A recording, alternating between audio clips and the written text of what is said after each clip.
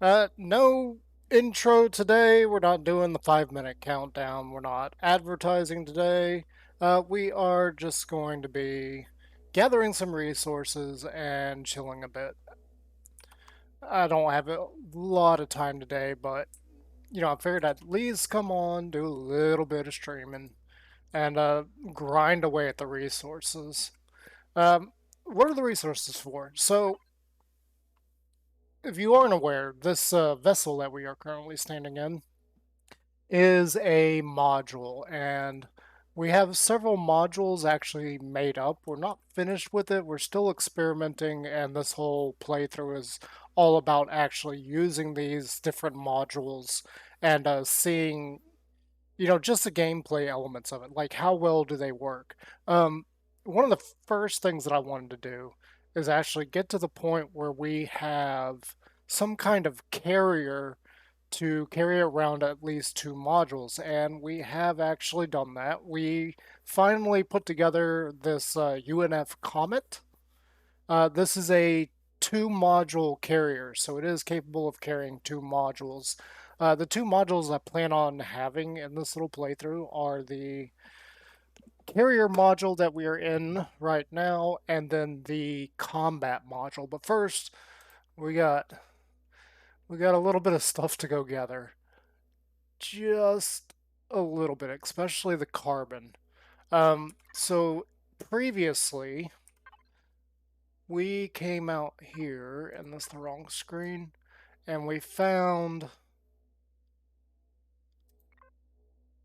I don't remember which one.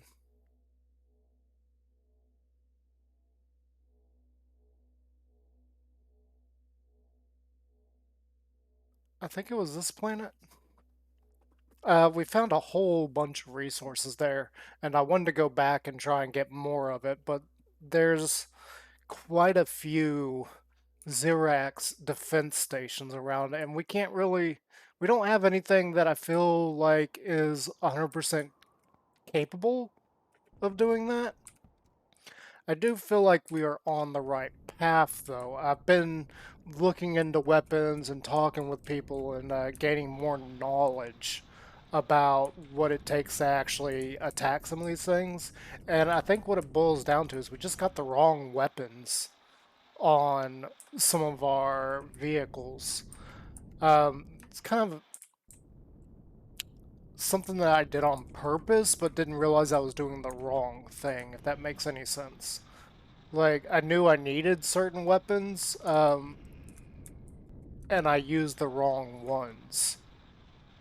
Something didn't even realize I was doing. It was kind of an accident. So we're going to have to change up some of the weapons, and then at some point we need to go get the combat module, and that should help a little bit with that. Not a whole lot.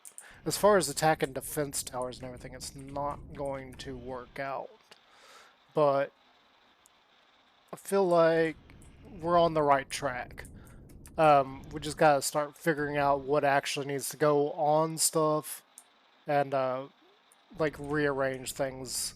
One of the things I have come to realize is that the turrets that we currently have on the command module probably not the best choice.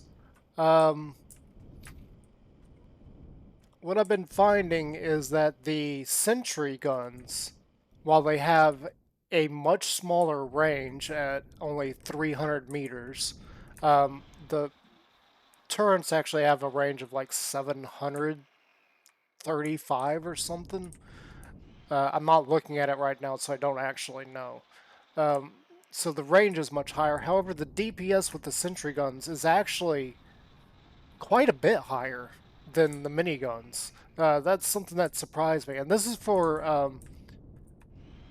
non-defense things. Like if your guns are hitting something that is not shielded, the sentry guns are actually much better for that, especially like dealing with drones.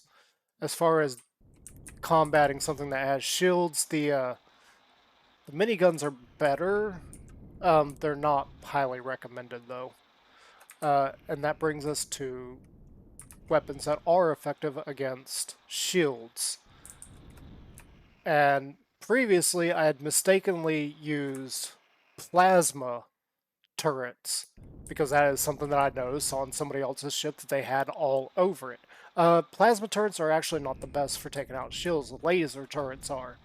And in fact, in Reforged Eden, there's even more things that are even better than that. We just can't afford them right now, or we haven't unlocked them. Most of it is we haven't unlocked them. So that is something we got to fix in the future, is unlock some of those and get a feel for them, play around with them, see what actually works, what doesn't. As far as weapons, when I finally do release all of these after playtesting them, that's going to be like up to personal choice. Like you can change them around as much as you want.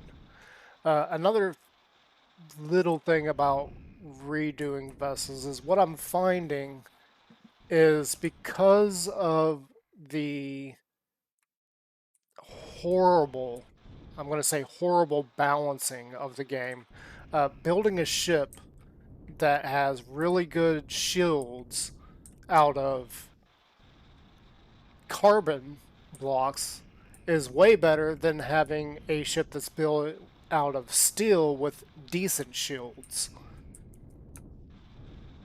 That is what I'm finding, especially when it comes to how much CPU you're going to use up in terms of thrust in order to even move the vehicles.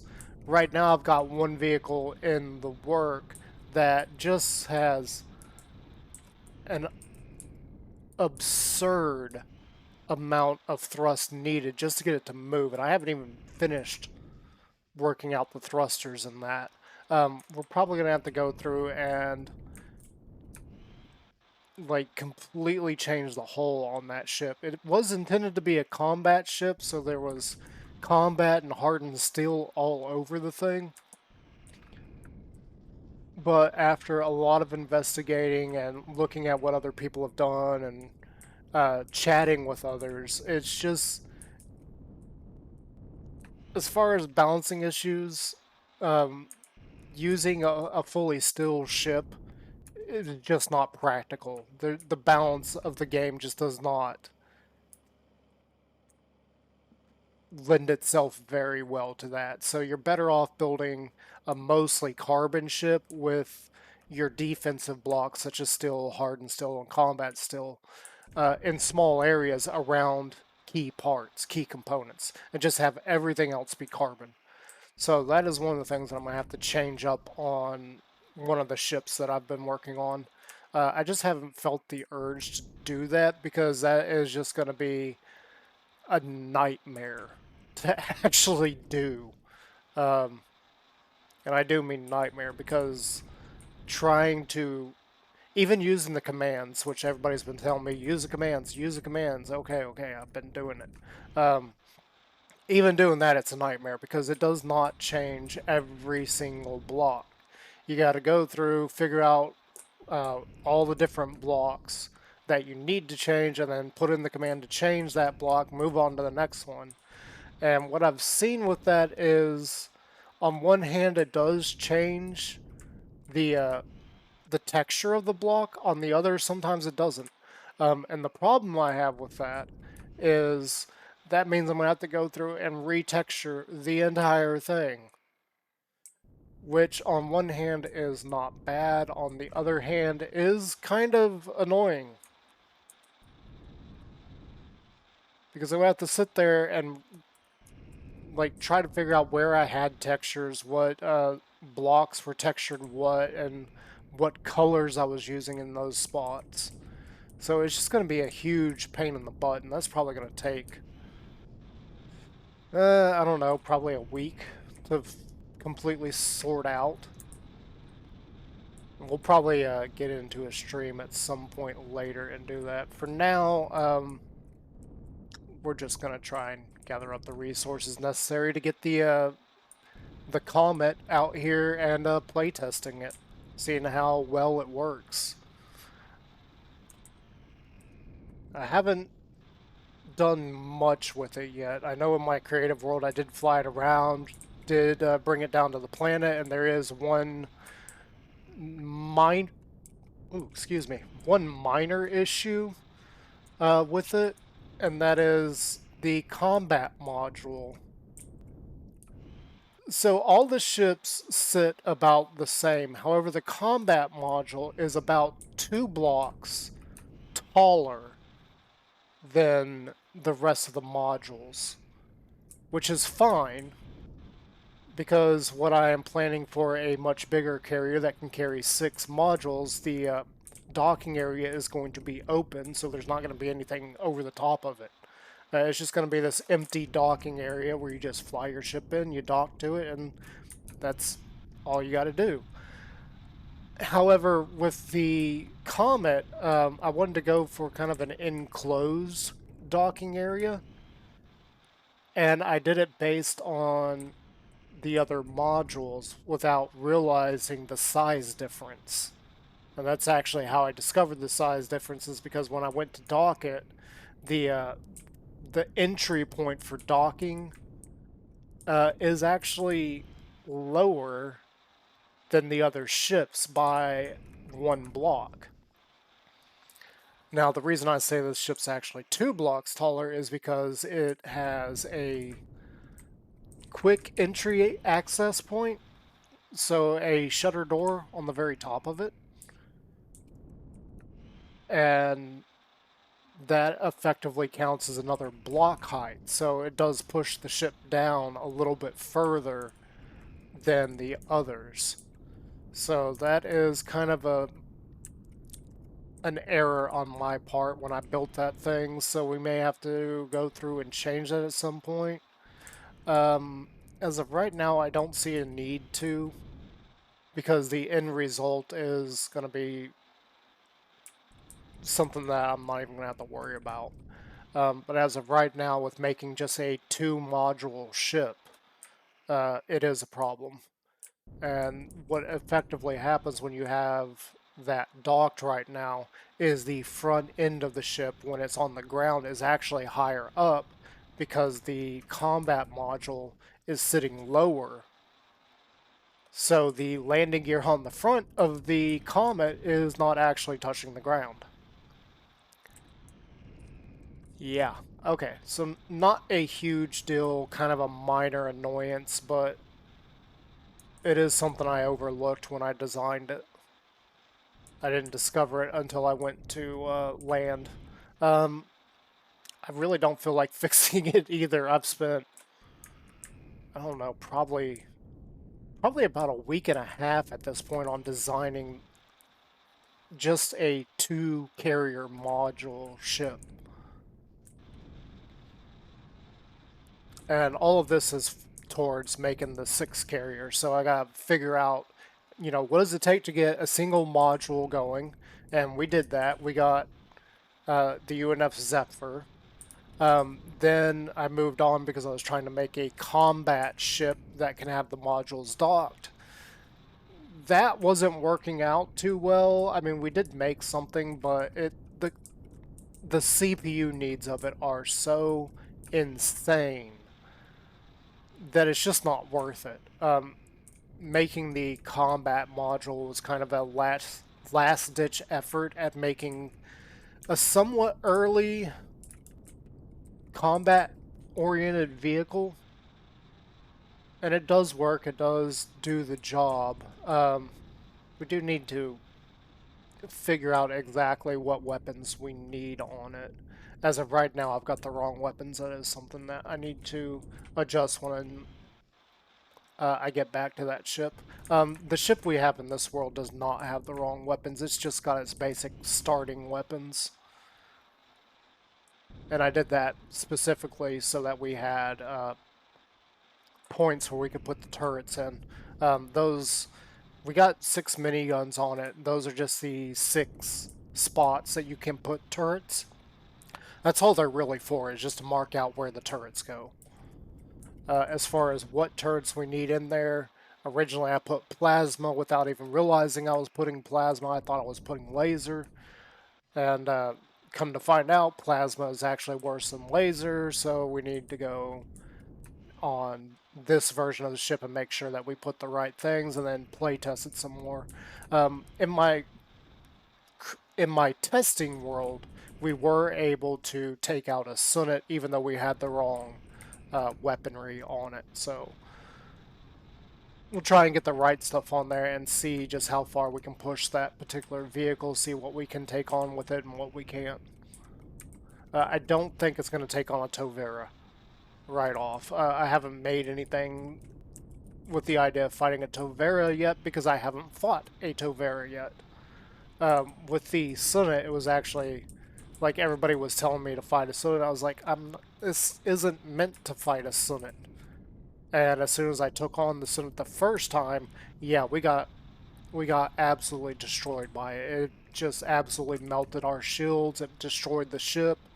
So we had to spawn in another one and get it fixed up and everything. And went back, took on the Sunnet again after changing the weapons. Again, I put the wrong ones on there. And we actually did it. We actually took out a Sunnet with the combat module. I was very surprised that we were able to do that. That's not what I built the thing for, but it is capable of it. And then the Tovera that was nearby came by and decided to blow up everything. So yeah, at some point we're gonna try and figure out what we gotta do to make a Tovera killing combat ship. I'm not exactly sure what it's gonna take to take on a Tovera just yet. After seeing what happened to my other ships when a Tovera got close, yeah, that's a whole nother animal, like a huge animal. If you've never fought a Tovera or even seen one, holy mackerel. That thing just absolutely ruined my day. Now, I will admit, I wasn't expecting it. I wasn't piloting the ship. It just kind of came out and followed me back to the other ships and just absolutely wrecked me. Like the ship that I was using, the Deep Six, to transport everything around to test it out in my testing world, was just absolutely destroyed. Even though it has heavy. No, the Deep Six has carbon. I take that back. Deep Six is mostly carbon. But yeah, the Tovera just absolutely wrecked it. I don't know what would happen if we fought the Tovera while in command of the Deep Six. Um, Deep Six is kind of a failed experiment. That is a ship that I probably will not release because the CPU needs on it are just so ridiculous. It's overthrusted badly. I did have a reason for overthrusting it, but from talking with a lot of different people, it seems like that's not the best idea. So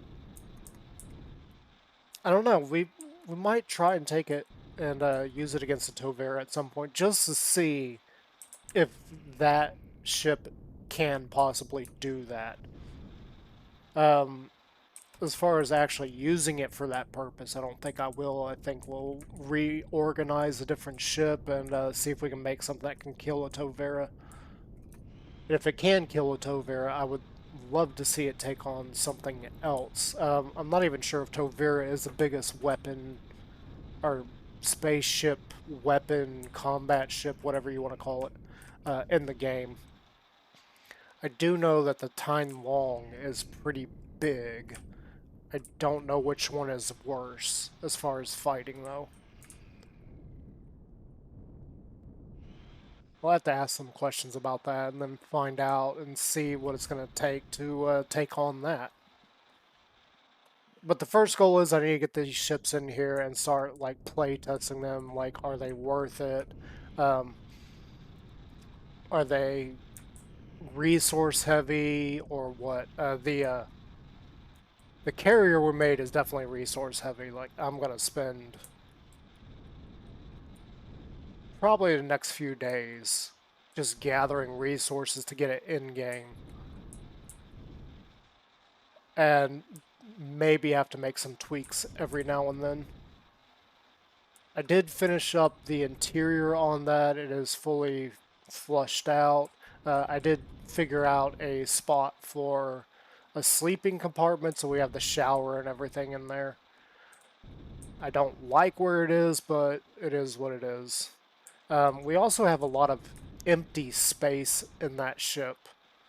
Like, there's just so many sections of it that is just kind of like, come on, we could have put something there. Unfortunately, it's just how it went as far as getting the thrust at a good spot where I'm comfortable with it. Um, so yeah, that's something we're gonna work on, and then we also need to work on like actual storage of it. A few things that I've been hearing from other people is storage, storage. You will use a lot of storage. Um, Yeah, so far I haven't found the need for storage as ridiculous as some of these people have. I mean, in the command carrier right now, we have a storage capacity of something like 5,200,000, and I don't think we're even close to filling it up, even though we've got a lot of garbage in there. Now, one thing I will say is I do not play with mass volume turned on. I don't like it. It's not about the difficulty, it just doesn't make any sense to me as to why you would limit the inventory not once but twice. The first being the inventories just have a space amount, like there's only so many slots available. And then on top of that, you're going to throw in mass and volume. So I can carry like one thing, have all my mass and volume eaten up, and still have another, let's say we had 25 slots, and still have another 24 slots, but I can't carry any. Like, these two things don't really work together in my head. Like, you should have done one or the other, not both. If you got a mass and volume, I should be able to carry, because this is a game, I should be able to carry as many different things as possible before my mass and volume gets filled up. Um, or just do like the Minecraft thing and have so many slots of storage available. Not both. So I don't like that aspect of the storage in this game. It just seems kind of like you're doubling down on something for no reason. There is no gameplay advantage other than making it more difficult on yourself. And I'm all for difficulty, just have the difficulty make sense. And in this case, doubling up on storage issues just doesn't make sense to me.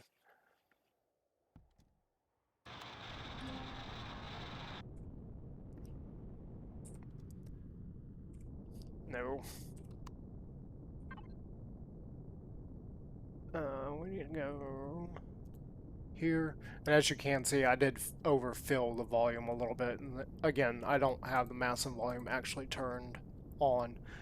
Yeah, so you can see we got all this stuff here. And we're not even close to filling up that 5,200K there.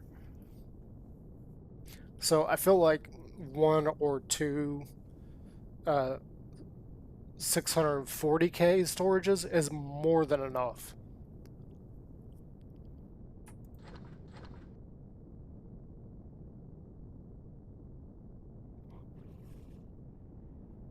I feel like we should go ahead and get our one constructor going on making more carbon because we're going to need a lot of carbon. What was it, like 100? I don't know, like 110,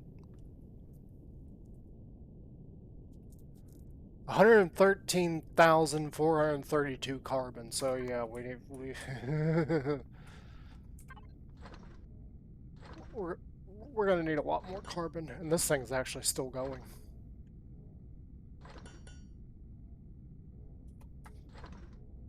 I'm not even sure how much that's actually gonna make.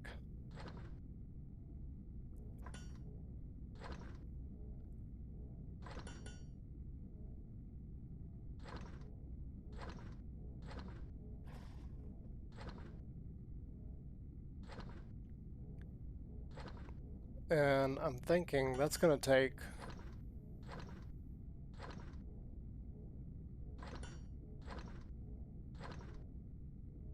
It's going to take, what, 20 stacks? Roughly 20 stacks of carbon. Oh my gosh. That is a lot to try and gather up.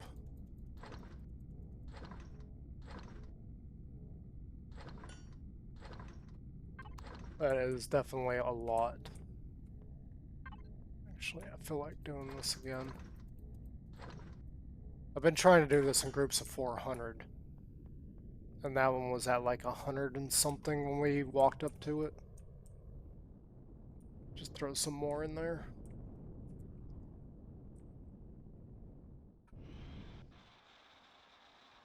That's one of the things I want to play test too, because a lot of people are telling me that the resources aren't as bad as I think. And I'm just like, you're gonna spend, like, how long is it gonna take you to gather this stuff? And that's one of the things I wanted to test. Like, how long does it actually take you to gather up stuff? Because if it doesn't take as long as I think it would, um, then it should be a lot easier to make bigger ships and not worry about the resources necessary to make those. One of the things I would love to do, but I'm finding because of the weight difference between carbon and steel, is that a carbon ship is just going to be better for thrust. Carbon's not as easy to get as steel. I have way more steel at the moment than I do carbon. I have way more iron at the moment. And iron is a heck of a lot more plentiful, and I'll get a lot more, a lot faster than I will carbon. So trying to make a ship out of carbon, it just, with how weak carbon is, it just, I feel like there needs to be, they need to rebalance carbon and steel as far as weight. Make it a little bit closer, that way you're actually like, you're scrapping for each individual point instead of like using 100, something like 100 carbon blocks of every one steel blocks, because the weight difference is insane. I think it's 118 kilos for a carbon block, as opposed to 180 tons for one steel block. Now the weights do make sense. I will admit they do make sense. But I feel like for a video game and the balancing act and making your players choose what kind of materials they want, you got materials that are designed to be specifically used for something. You could almost take the steel, the hardened steel, and the combat steel and just throw it out the window. Because the weight of it is just too much. Especially when the whole premise of making a ship out of carbon is then you use the hardened steel and combat steel to surround your various parts that are easily destroyed. You're still going to have to put up with the weight from it, and that weight's going to get exponentially higher, so your thrust is going to get exponentially higher in order to just move the ship. It's one of the things I've been finding difficult to try and balance, because, you know, some of these parts demand a certain size. And if you got one or two of those parts, then you're going to have to, you know, make a much bigger box around those.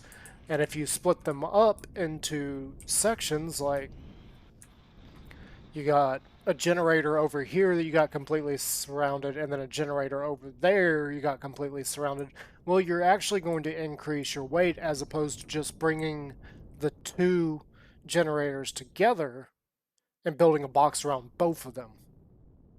And that is because there's going to be one side that no longer exists. Then if you separate them, then both of those sides, you know, you've got, how long is a generator? Like 5 blocks long? So you got one side of that that's like 15 blocks right there. So if you got two generators separated, that's an extra 15 blocks per generator. Not to mention the others. Let's ignore those. But if you bring them together, you eliminate one section of that. That's 30 blocks you just eliminated. 30 blocks. So the idea of keeping all the parts separated and enclosed, just it's one of those things where I'm having a hard time accepting from the community because I'm like, that's you're creating more weight than is necessary. If you like keep these together and risk the chaining possibility, and chaining being that if one explodes, something else is going to explode. Um, you're actually going to save yourself on CPU because you're not going to need as much thrust. And that's one of the things that, some people have been talking to me and they're like, yeah, you need to do this, this, and this. And I'm like, that you realize that you're creating more on yourself by doing that. If you did it this way, like I'm saying, then you'd free yourself up for this.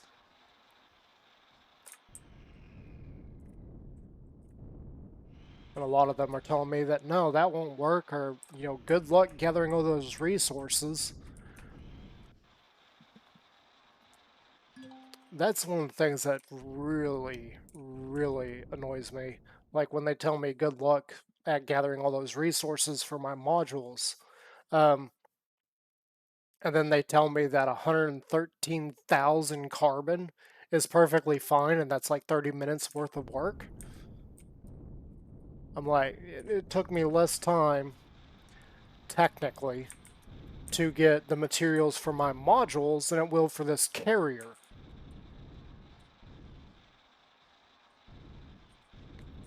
And I say technically because I died a whole bunch, and that meant a lot of running back to my body. So it ended up taking me several hours just to get the material necessary for one of the modules. Whereas if I had been, not dying as much, it probably would have taken me 20 minutes.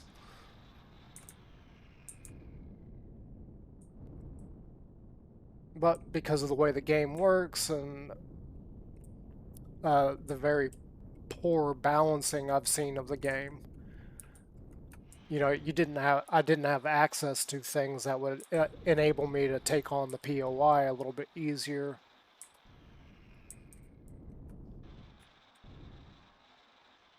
And not die as many times.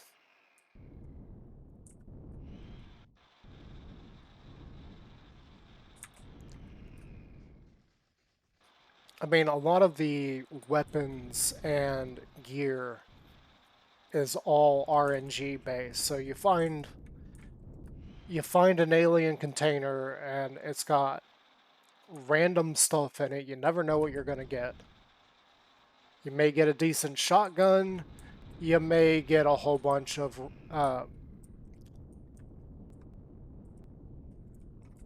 rotten material. I don't remember what they call it in here.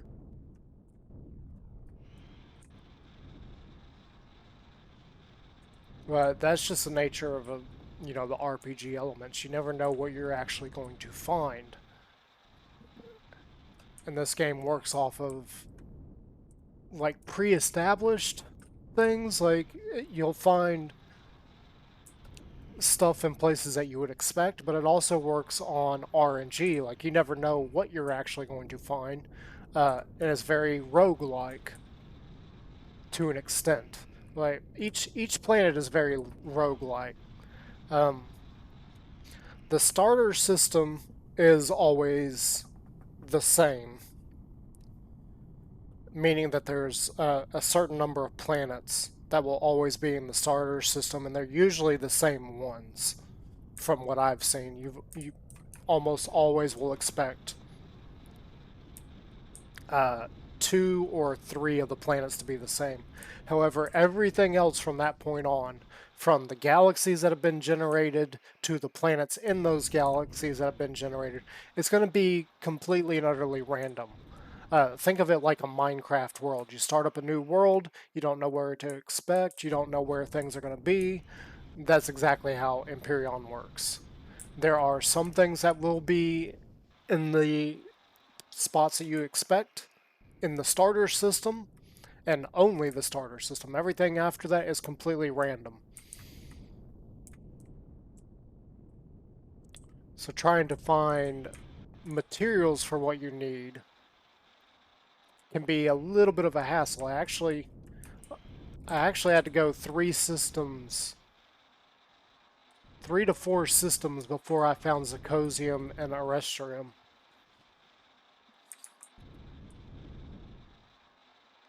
And once we started digging that up, we were able to start moving on with progressing in ships. However, what I still have yet to find is a decent source of carbon, which is why I know this is so satisfying to watch. Just gathering up trees. The most riveting gameplay out there. Oh look, he's gathering another tree. It's almost like we're NASCAR. Oh look, another tree. Hey, look here, Joe. He's gathering another tree. And another tree. And he turned left. He turned left. NASCAR. I will never understand NASCAR. We're not going to talk about that. You just see my humor there. And yeah, I'm not expecting a whole lot out of this. Again, we're just trying to gather up resources. And part of the reason for doing this is I have a time limit today. I actually had a time limit yesterday, but I decided against it today. I was like, we need to do this. We need to get on. We need to gather some resources. We need to stream. Otherwise, we're not going to get anywhere if we don't, get active on Twitch. I was actually looking at my stats earlier, and my stats for getting affiliated are halfway complete, and the other half not so much. Like, we already have way more hours than is actually necessary for becoming affiliated. We have way more days streamed than is actually necessary. The thing we are missing is followers and viewers. So I think for affiliated, I'm trying to do this from memory. I think it was like something like 25 unique chatters at once. 25 people chatting in the chat of my stream at once. I think the other thing was having a total of, is it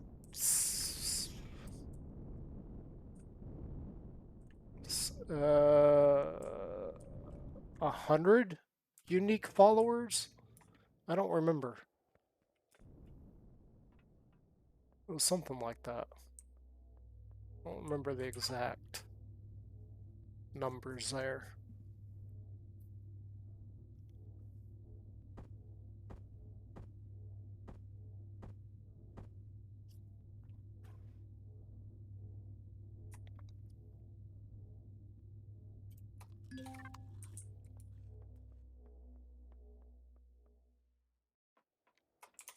Let's go take a look. Because I was looking at this earlier. Where's that at? Oh, now I gotta remember where it is.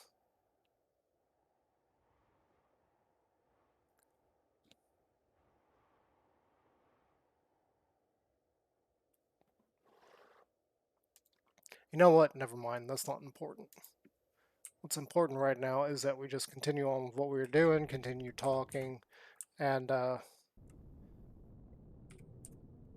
just get our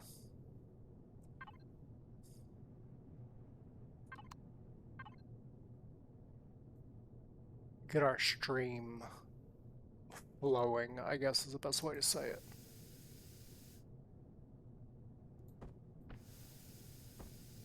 You know, thinking about it,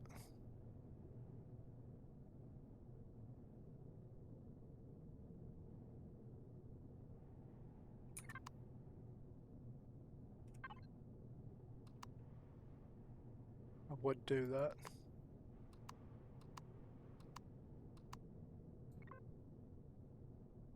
I don't think there's a body of water that close.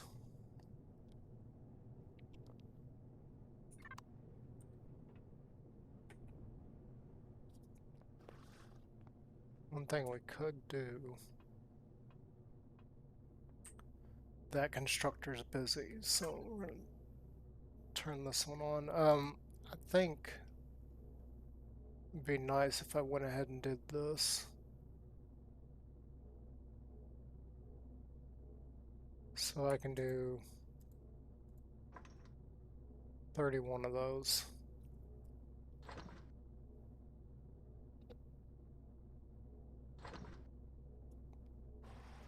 That's 2 per, so we're going to create 62 oxygen tanks. Why are you going there? Shouldn't be going over here. Oh, it's because we were making that ammo the other day.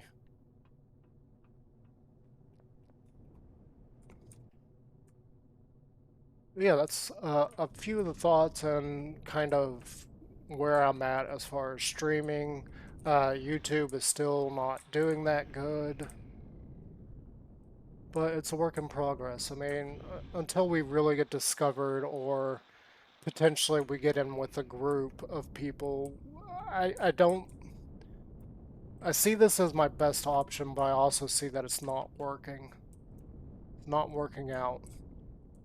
I thought originally that if I went and did what the thing that I do, and that's I create stories very quickly, very easily, and can like tell a decent story. I'm not like a seasoned writer or anything. In fact, until I started the YouTube, it's nobody, like only a handful of people have ever read any of the stuff that I've written. Years ago, I was chatting with an author. She had written at least one book. I actually have it. I never did read it. Um, I apologize to that person too because your book is so boring. I I appreciate the whole giving me a free book that's sci-fi. I couldn't finish reading chapter one. It was just so boring. Um, but that person did read the Star Wars story that I had started, and she was impressed. She really liked it. Um, she told me I should probably reconfigure it and make it my own thing instead of making it Star Wars, because breaking into another established universe is far more difficult than coming up with your own. Um, and I did try, and I was working on it and coming up with ideas and thoughts on it and how things worked. But considering the origins of the story and how everything was supposed to mesh together, it really didn't work. I had based it on Star Wars. I had elements that were based on Star Wars, and trying to reconfigure it into my own universe just didn't make sense. Um, and what I tried to do is like alter it. Like how do I explain the force-like powers of the main character? And you know, at the time, well, not at the time, he still is. My favorite author is Jim Butcher, and his series, The Dresden Files, I absolutely love. I actually cannot wait for the next one to come out. Um, so I decided, you know, what if I did a space story? And one of the things in Jim Butcher's universe is that magic and technology do not get together. They don't like each other. They don't mix well. and it creates havoc with technology when magic gets involved. Um, in the Harry Potter universe, magic and technology are kind of separate, and magic definitely outweighs technology. Like, technology is nothing compared to magic. And I didn't like that.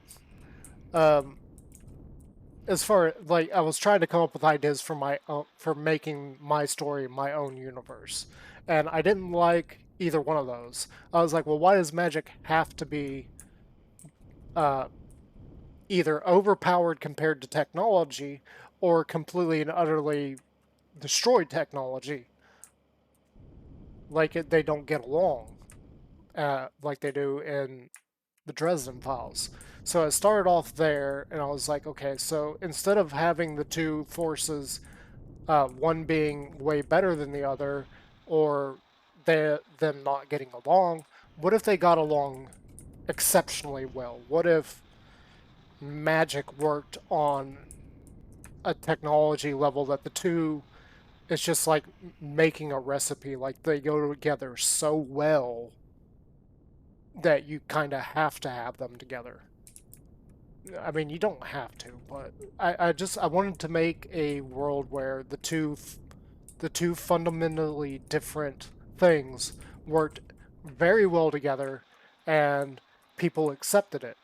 Um, Even in like DC comics and Marvel comics, technology and magic usually don't go together. They're not hand in hand. Um, so I was working towards, what if we got a universe where they are hand in hand? And I was working on that and putting it together and everything, and I still have the idea of the world in the back of my head, the idea of this universe in the back of my head. I, Actually, I think there's a few animes out there or mangas out there where magic and technology get together really well. They work together well.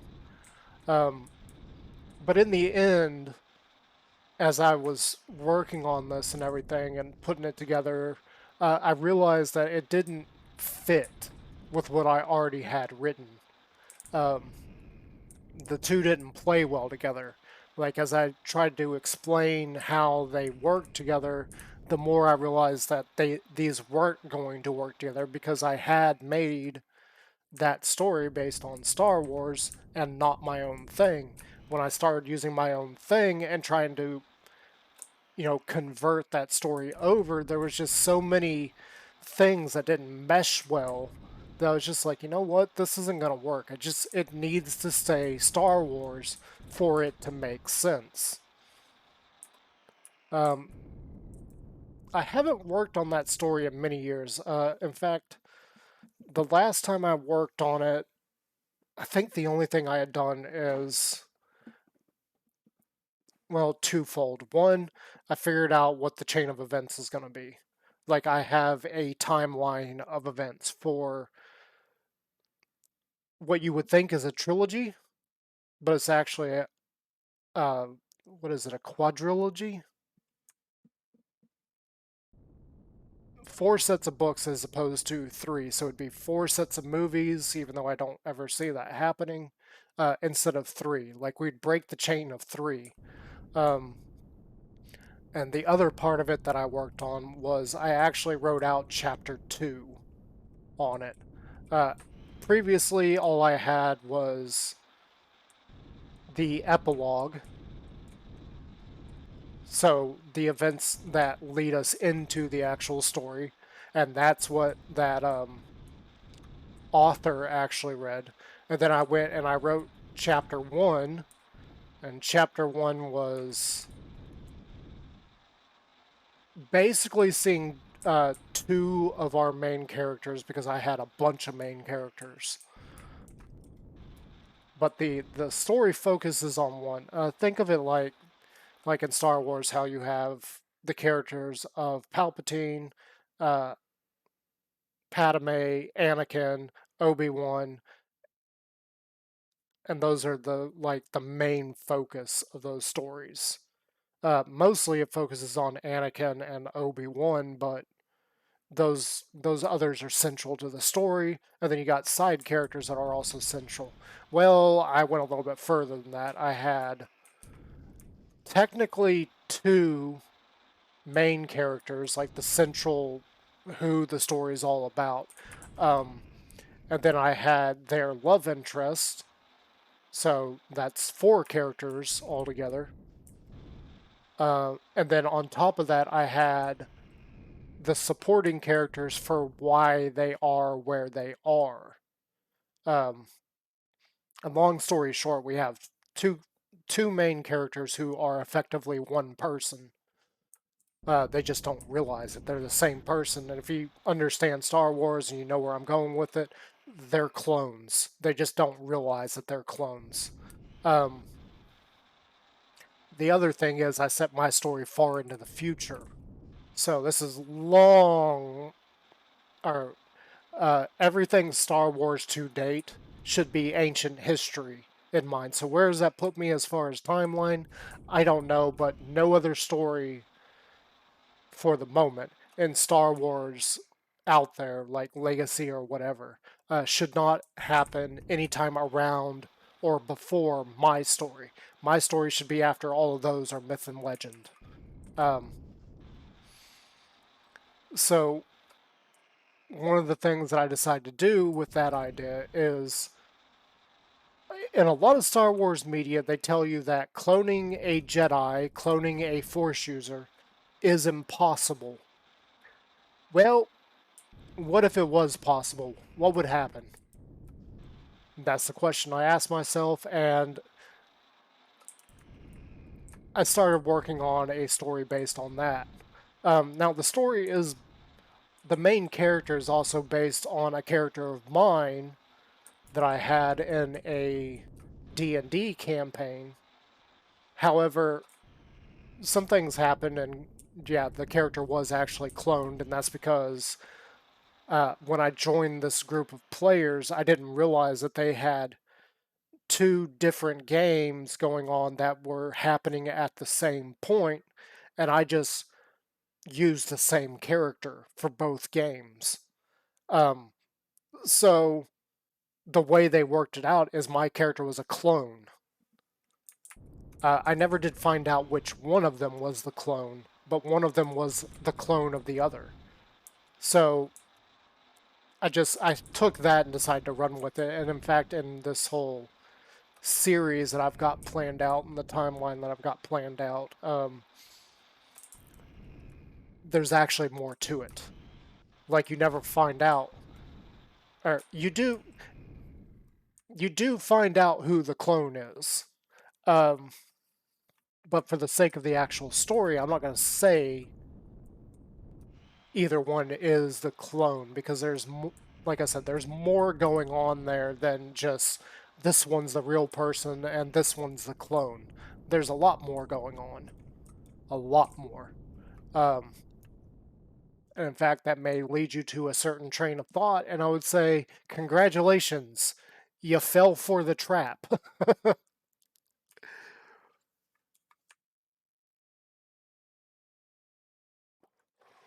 Because there's a certain direction I want to push your train of thought into that is later revealed to be incorrect.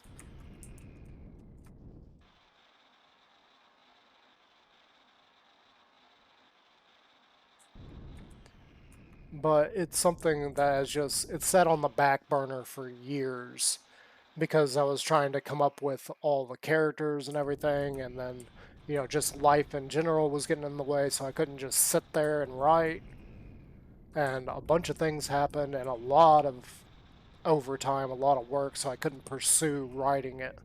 And on top of that was the whole mention of, if I fully did this story, there's a good chance that it would never get published because it is Star Wars and I don't have permission to write a Star Wars book. So, yeah, you got that going on. But still, that's kind of what I decided to do with my Minecraft series. I was sitting there thinking about it and watching all these other Minecrafters that I've since left behind for a handful of reasons. Um, I was trying to think, okay, so how am I going to draw people in? What can I do that is different? What is my niche? What is my catch? What is my hook to bring people in? And I spent a lot of time thinking about it, and I was like, what if I just did it based on a story? Like, I do the same things that they're all doing, but I incorporate like this huge narrative into it. And that's kind of what I did. Now, I am finding that this doesn't seem to work, but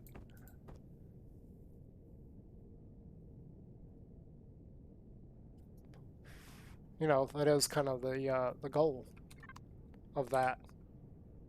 Oops, wrong button. Is to just get this really different narrative going out there. And I don't know where my... That's the constructors. Where is my...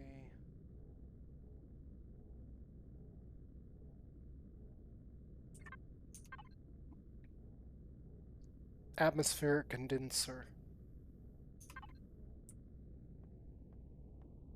I don't know where I would have put it. I thought it was in my inventory. Oh, I hope I didn't accidentally put it in there. I probably did.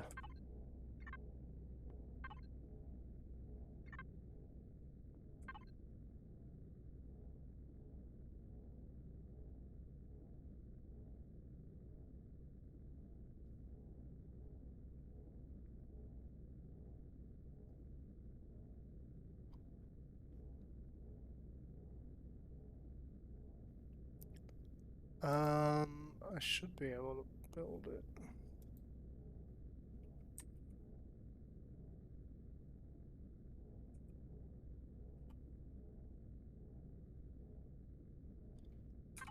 Okay, apparently not. 3 iron ore. I should be able to spare 3 iron ore.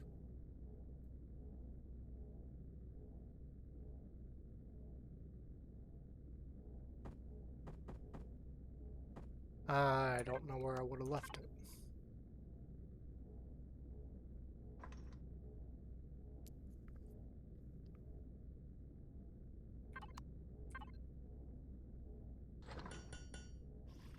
So that's still going with that. Let's,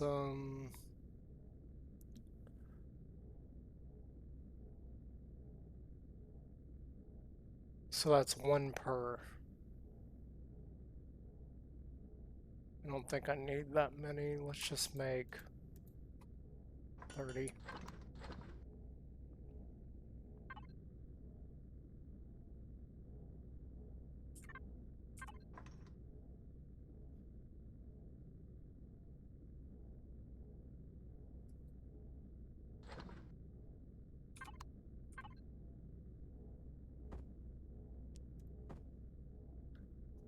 I have 36, but I'm planning ahead here.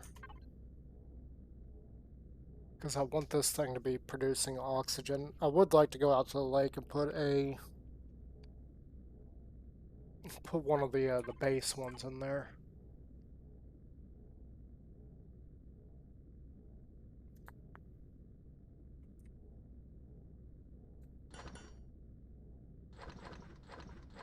Go ahead and make one. We got the parts for it. Because I would like to produce oxygen while I'm here, because I'm going to be here for a little while and we're going to need the oxygen. Um, I mean, we got plenty, but I don't want to run out. The other issue is food. We don't exactly have a whole lot of food with us. But hopefully food will be less of an issue than oxygen.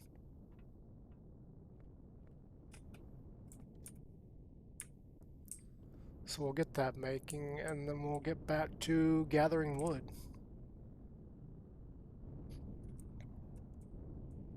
Oh, we got water right here.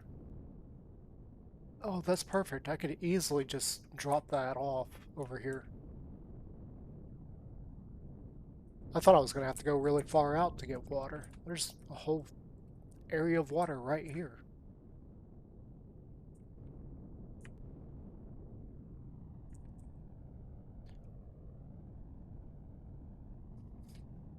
So that's good. Okay. Um, yeah, but let's get back to what I was talking about. So the whole Minecraft story arc thing was born out of that. Like, it's what I figured I could probably do the best of anything. Why is there a log sitting there? And that's kind of what I went for. Now, I do think eventually it could lead somewhere. However, until it gains traction, it's really feeling like it's not going anywhere. Because after a year of dedicating myself to it, and I say a year, I actually stopped like 6 months into it. 7, 8 months into it, simply because I was seeing that I wasn't getting the numbers in order for that to be something that would actually support me. And unfortunately, that was the whole goal of it. And I decided to dedicate myself to it stupidly. I do think it would eventually. It's just not going to in a timely manner. It's going to take a lot more time before that is a viable option. Unfortunately, too much time. But we're also... I feel like we also made a little bit of a mistake with that because I'm having a hard time finding work again. So far, since I stopped doing videos and started focusing on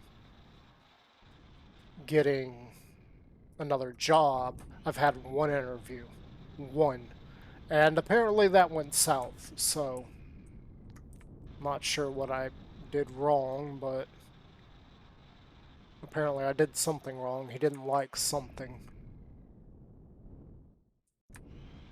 Not really sure what. I didn't get any feedback other than um, what I assume is a lie.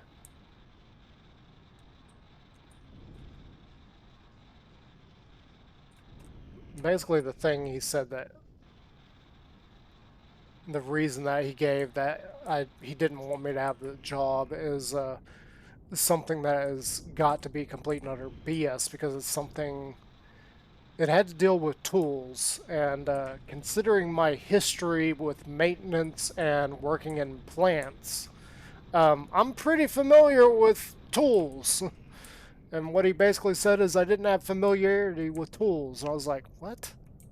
Okay, so that's an obvious lie. I must have done or said something that he didn't like.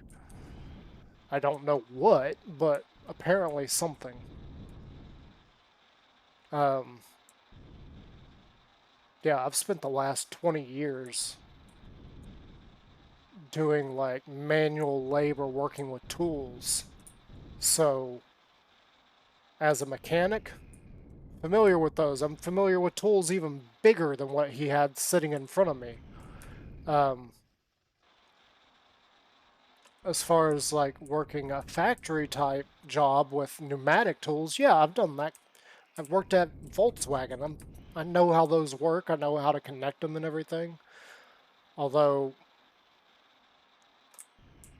I mean, that's not something I really enjoy. But I don't see why he would. It's got to be something else because not having tool familiarity just sounds like an excuse. Like probably the lamest excuse I've ever had for not getting a job on an interview.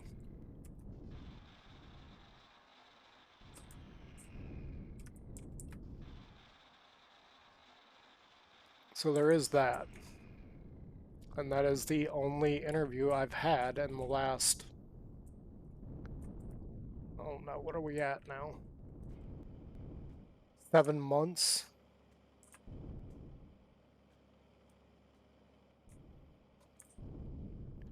Now, there are more reasons for why I haven't been making Minecraft videos the last several months. One of those is an event.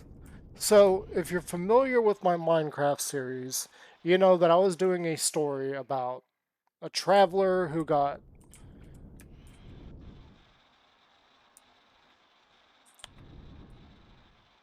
stuck in a rift, a time rift, a dimensional rift, whatever you want to call it. Uh, but he got stuck in a rift and eventually escaped. And during that, the whole reason he was even in there is because he was going to go investigate why this big Minecraft group had stopped broadcasting their signals from deep space. Not something that actually happened, but it was something that I was working on a story around the idea of based on some images and things that they had done and things that were happening. And I was like, oh, yeah, yeah, if we do this, this, and this, it'll fit in with their story, and we've got our own little story, and blah, blah, blah, blah. And then in November, around the time that I decide that this isn't working out, we're not getting anywhere, I need to find work, an event happened with two of their members that is extremely rude on both ends. I'm not saying that I'm 100% innocent in this, because I probably shouldn't have said what I said, but considering some external factors there, I really, it needed to be said. Like, somebody needed to call these people out on stuff, and I did. Was it my place? No, was not my place, but they need to be called out. Just like all these politicians need to be held accountable, and nobody's holding them accountable. So I called them out on some things. Their response was not good. However, I really feel like that whole group, because of what they claim and what they pass off as child friendly, they need to be dropped as badly as Budweiser. Just as badly. So that kind of thought process put a damper on the story I was working because, if I've suddenly changed my mind about this group and I'm making a story on them, I can't support them by doing this anymore. I've got to get the story away from them and just like completely let them go, which I'm happy to say I am fully recovered from. I no longer go out there and just pay attention to every single word that they say, because I've had enough of them saying certain things that just doesn't fit. It doesn't make sense. You can't claim to be child friendly and then support pride. You can't do that. The two don't fit together. And that is kind of the start of all that. And I had kind of a wake-up call where I'm like, these people are irresponsible. They don't know what they're doing. They're playing with a loaded gun and acting like it's fine.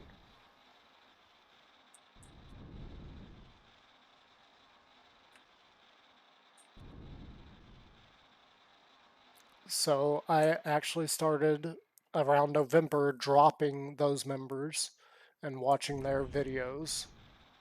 And then last month, I finally just stopped. I couldn't listen to them lie to their viewers' faces. I couldn't. Not to mention they themselves have been very lax in making videos the last few months.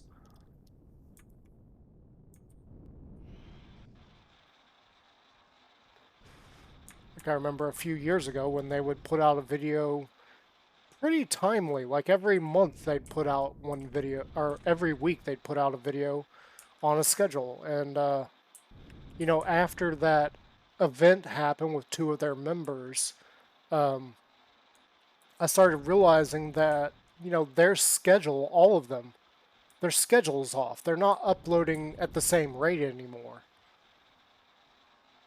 Whether that's burnout or, you know, they take vacations just like any other normal person, their schedule was not the same anymore after that.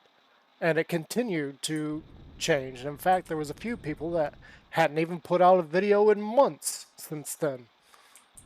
And in fact, I don't think they've put out a video since then, still.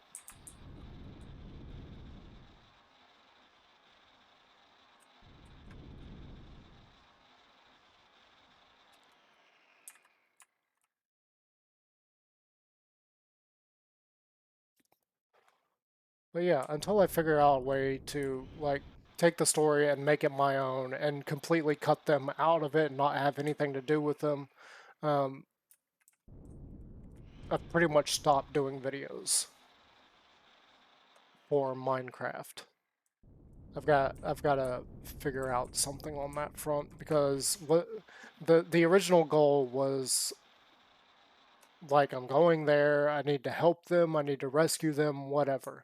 That was the original story arc, that was the original goal, and I had a whole story based on that. But if I pull the story away from it, where's the story going to go? Like, where's the actual entertainment in the story? Where is it going? What's the timeline of it? Um, and the more I think about that, the more I realize that I don't. First off, I don't have an idea of where I want to go. Second off, the few ideas that I have had about it, I don't have the resources to make happen. I really don't. And by resources, like, I need more than just what I've been able to cobble together and the intro that my brother made for me for no reason other than he wanted to, which I definitely appreciate. Um, there's a lot more that I would like to be able to do that right now I don't have the ability to do. I mean, even if I cobble together more, like, the only thing I've been able to successfully do so far is make a stop motion video, the original intro about two stars that collided and created a third star, and then the third star realized that the universe is out of balance. The third star needs to sacrifice itself to bring back the other two. And then the whole universe is like, well, why did just these two get to exist? You should be able to exist despite the fact that you are a combination of those two. Um, that was all hand done. Giant pain in the butt. Uh, Along with a few other things that I've done hand that is just a giant pain. But as far as, like, doing more than just that, well, I'd need a heck of a lot more hardware or software to do that, to do the things that I would like to do, or I would need knowledge and training of making CG videos, which is something I don't have any knowledge about, or having somebody work with me to create those CG videos. Now, alongside that, I'd have the same problem that my little brother does with his own videos is voice acting. We both need other people that can do voice acting. I mean, if you go and watch my brother's stuff, McDougal's Mind, you'll see what I'm talking about. Like, he voices all of his characters, including the females. So it sounds really weird. So yeah, just voice actors in general would also be welcome to both of our channels for either one of us to take our stuff and go anywhere. Um, I can do some voices myself, but I have the same issue. If I try to do a female's voice, ugh, I'd rather just find a female that can do the voice lines for me. However, in this kind of world, the, as the Joker once said, never do something for free. And unfortunately, I cannot pay anybody to do the voice acting because we're not making anything out of this.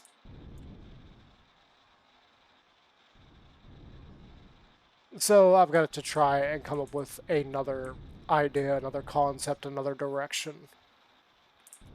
I have some thoughts on that I've been tempted to work on, but those it's going to be kind of like the ship designing I've done in here. Don't get me wrong, there is a good reason why I have switched over to doing so much in Empyrion. There is a reason, and it has to do with my Minecraft series. Uh, so keep that in mind as you're watching this, and you're still like, well, that doesn't explain why you haven't done any Minecraft. There is a reason. I'm not going to tell you that reason, but there is a reason why I've been doing so much in Empyreon that should help me later and down the line in Minecraft. There is a dang good reason. And this little mining vehicle is part of that reasoning.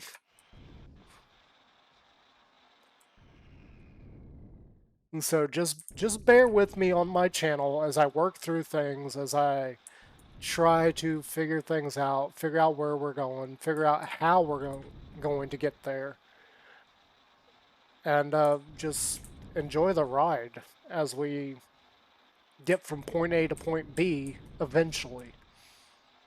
Even here on Twitch, I know eventually.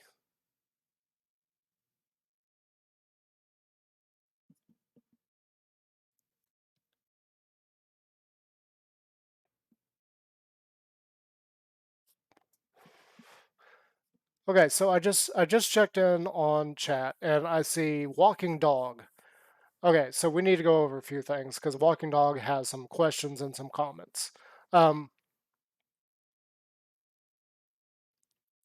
How would you explain Asgardians, Thor's hammer, etc.? Um, not really sure what they mean by that. How would I explain the Asgardians? Um, just different aliens. I mean, in the MCU, in the MCU, they're aliens. That's all they are. They aren't gods. They aren't mortal beings. They're are immortal beings. They're just aliens that age differently and reincarnate uh, however many years later. Thor's hammer.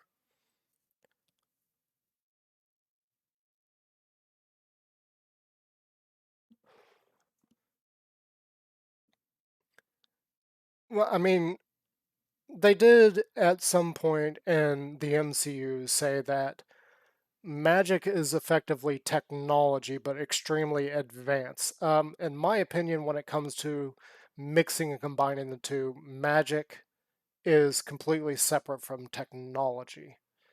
Technology means there is some kind of physical thing doing something, like a generator that's producing energy or a nanobot that is producing energy. Magic is more like you're commanding the fabric of reality around you. You're telling the fabric of reality, hey, I want you to move that thing over to me, instead of technology saying, hey, robot, move that thing over here to me, or hey, levitator, move that thing over to me. No, the two are completely separate. As far as most universes, the two don't really work together in most. Um, and then in some, one works better than the other. Most of the time, That's magic. Magic is way stronger than technology in most cases. For the purposes I had in trying to make my own universe, the idea was that both of these would work really well and even work better if combined. That was one of the things I was trying to work together. Um, the next question Walking Dog said is, isn't magic just technology without understanding? Um, Again, in the MCU, yes,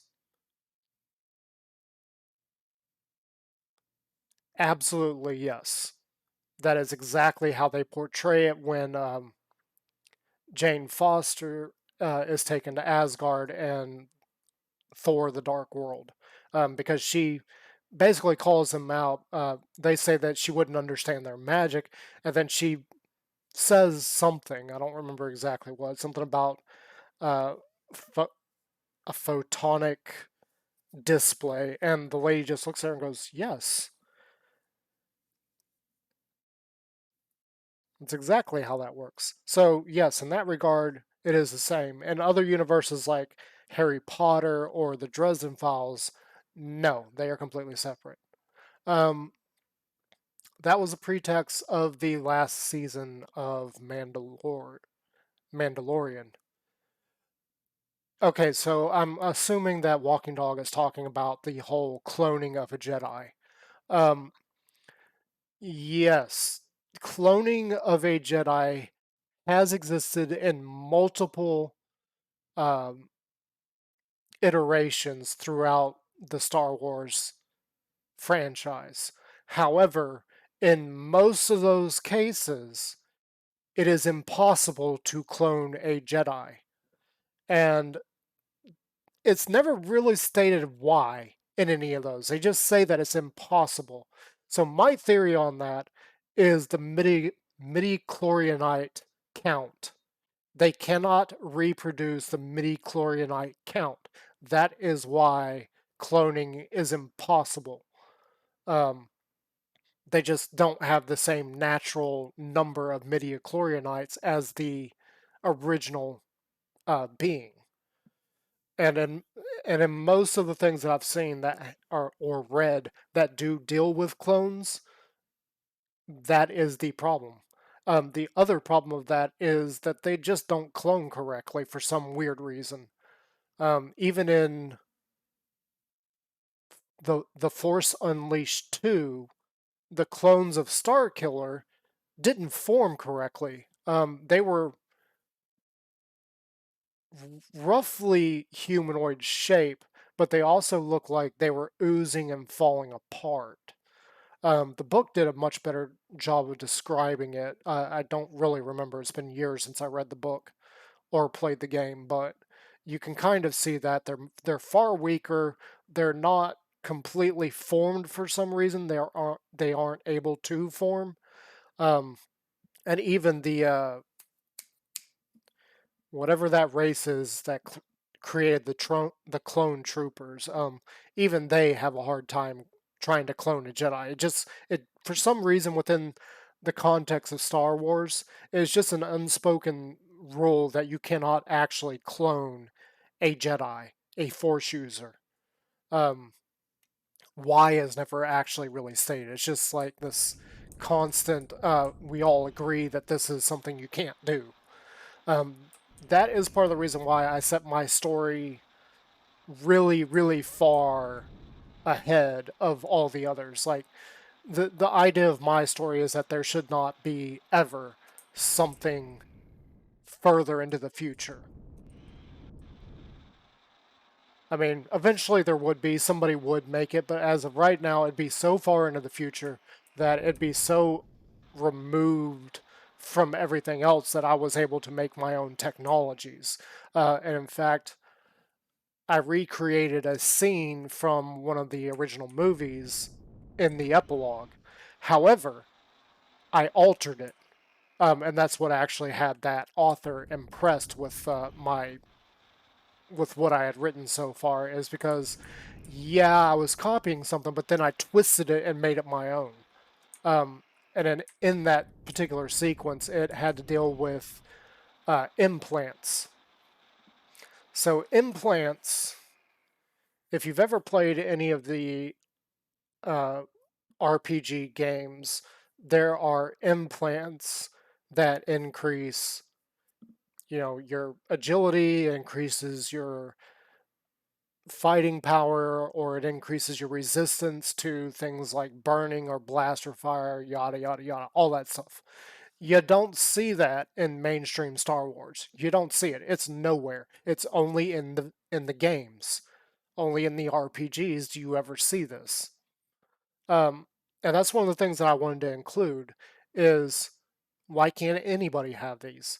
And I did that. I actually had the main character try to do a Jedi mind trick on somebody, and for a moment, the Jedi mind trick seemed to have worked. And then, like a bombshell, the guy just goes off on him. He's like, technology is advanced to where your Jedi powers no longer work on everybody because he's got implants that keep Jedi out of his mind. They can't actually control him. Um, so, yeah, that's another little thing that I wanted to change up within the mythos of Star Wars. Again, these kinds of implants don't really work. Usually, the only ones that can resist Jedi mind tricks are those that are strong of mind. And I wanted to change that. Where the heck?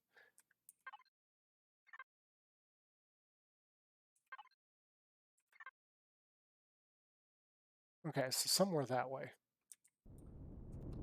And that is the extent of what Walking Dog said. And again, Walking Dog, if you ever see this again, because I don't know if you're still here, I do apologize for completely missing your comments.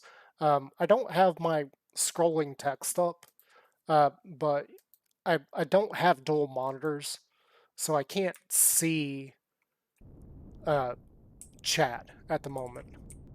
Hopefully, in the future, we'll be able to fix that problem, but for now, we don't have the dual monitor set up in order for me to see chat while I am streaming, which is a kind of a no-no. I will admit, it is something that we should not be doing. We should have a second screen up 100% of the time so that we can see chat, we can interact with chat. That would go a long way towards getting the channel noticed, getting the channel out there, and just actually starting to put together a community. Because the more I'm able to interact with people, the better. But because I don't have dual monitors, things like that happen where I tab over and, oh, there's somebody that was trying to talk to me and I completely missed it. So I do apologize to you or anybody in the future that sees this and you stop over in my chat. Just be aware of that until I get the dual monitor situation fixed. Um, it may be 15, 20 minutes before I see a text. Maybe even an hour. I don't know how long ago those were put there. It doesn't actually show me the timestamp.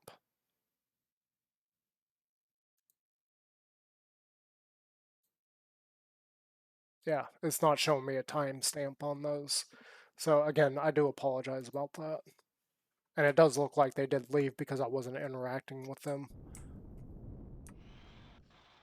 It's just the nature of the beast at the moment. It is kind of a problem. But there's nothing I can do about it right now, so... I mean, there is something I probably could do about it. However, because of the way I have everything hooked up right now, I don't know if I could just plug in another monitor and it would work straight away. I don't think it would, but then again, I'm not sure. So I do have the ability to get the dual monitors in there right now. However, I don't know if it would work or if I'd have to change up my main monitor in order to have dual. And even then, I don't have anywhere to put it. Um, I know it sounds like I'm making excuses, and I am. Uh, if you saw my setup, you would be like, "Oh yeah, where would you put another monitor so you could see chat?" Because right now I've got like hardly any space to put anything.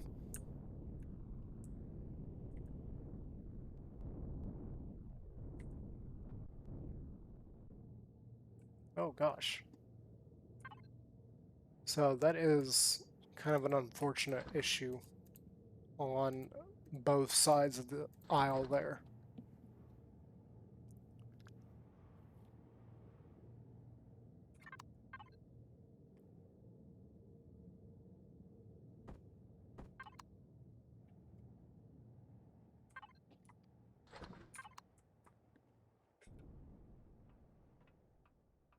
Okay, hopefully this is finished make.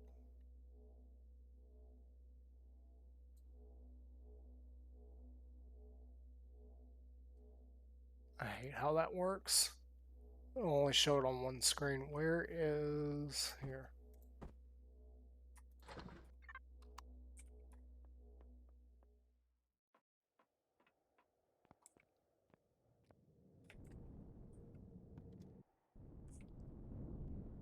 Now where did I see?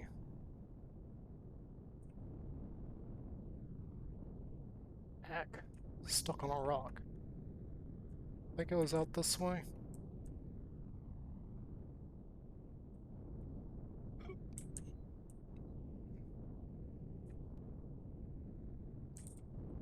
It's over here somewhere. Okay, here.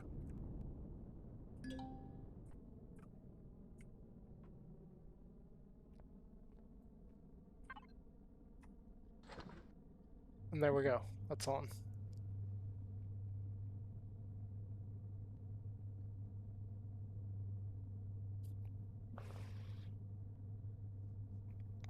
Okay, so that's on, and that should give us more oxygen while we are here.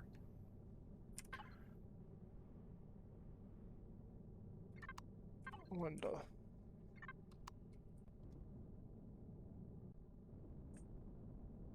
Actually, waypoint that so I know where it is. I'm hitting all the wrong buttons.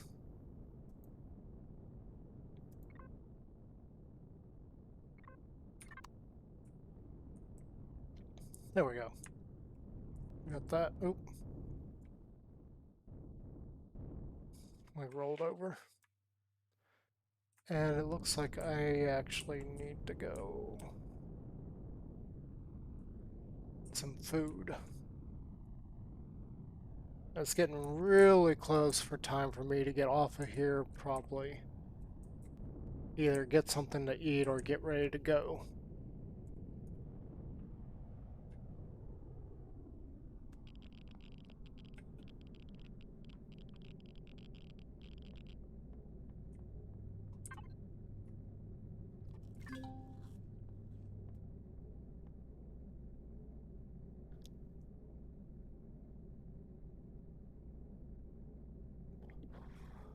Just trying to think. There are a few more POIs around here that I don't think I've actually explored.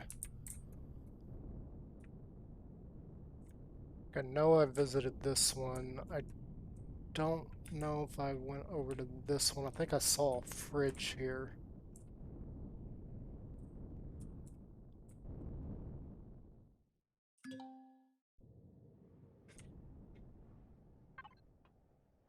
Yeah. Burger in there.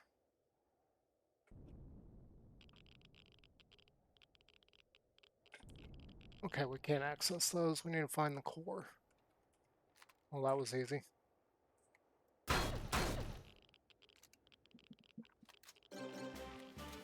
Oh. Hello. Thank you.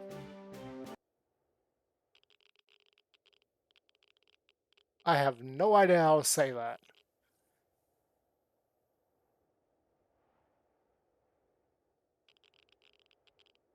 It almost looks like it just says loser.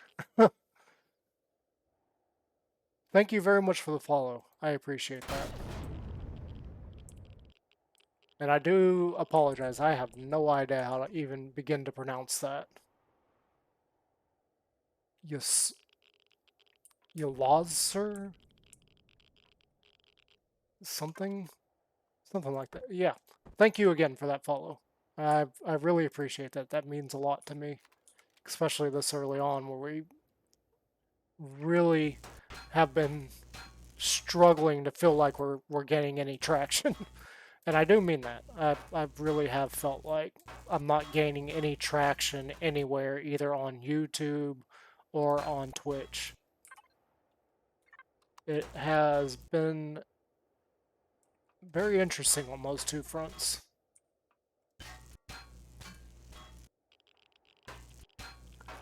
Oh, I meant to... Oh well. I meant to make sure there was no fuel in there and take it out first. There's a hole there.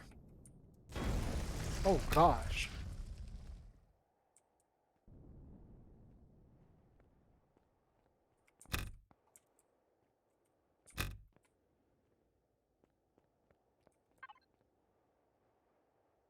And that also just destroyed my...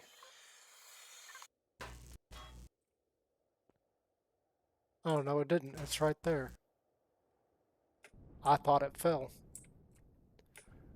Let's just go ahead and grab that before I actually do lose it.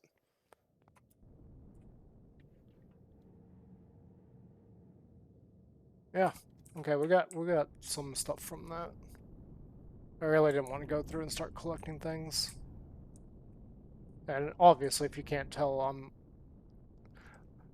kind of tired of grinding trees, even though we've been chatting, trying to chat for a little while here.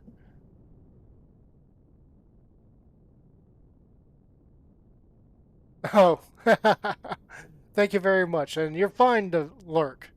It's perfectly acceptable to lurk.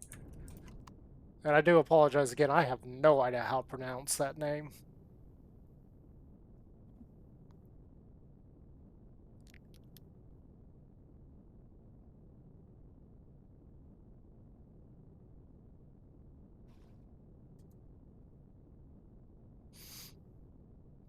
And I don't know why it prompted me for that.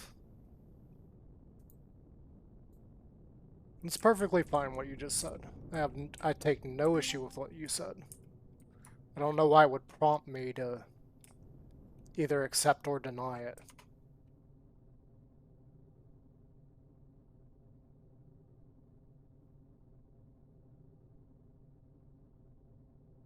You lost Surge?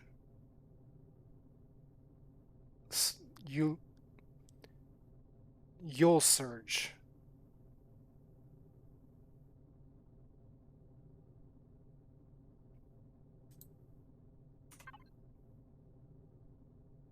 Wait to hear back from you on that, because I still don't really understand how to say that.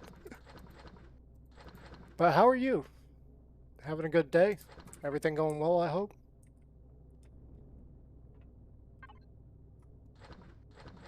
And again, we're just grinding away at the moment. Oh, okay. You'll Sarge. And for anybody, when you see this video later on YouTube, you're not going to be able to see the name. Oh, nice. Nice, nice, nice. So you're probably a heck of a lot further along in it than I am. Are you playing Reforged Eden, perchance?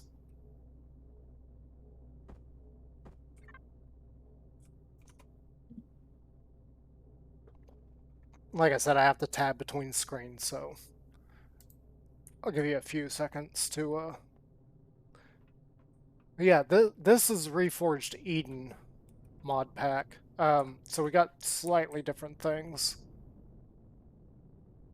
It was suggested to me that this is a lot better, so I just went ahead and started playing it. There's some aspects of it I like, some that I don't. Like, one of the things that I absolutely love is you don't pay CPU for all the blocks that go into a build. Like, I don't understand why the base game they made blocks cost CPU. That just, for a space game with the idea of building your own vessels, that just goes against everything I can think of, because I mean, you can't really build a big enough ship within the confines of their CPU limits. Especially considering then you've got to think about the thrust involved and all that, and I feel like they've limited it way too much with that. Reforged Eden is a little bit better because the blocks not costing CPU means that you can build bigger, but because of the cost of thrusters, it ends up getting really hectic really quick as far as balancing out a ship.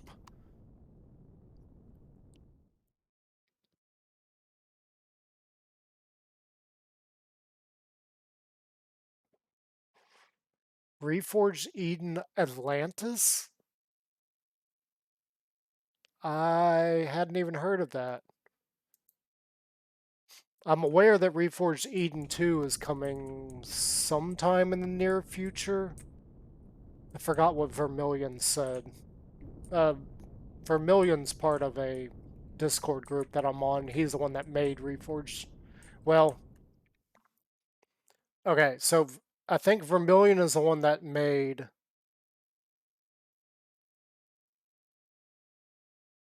Galaxy.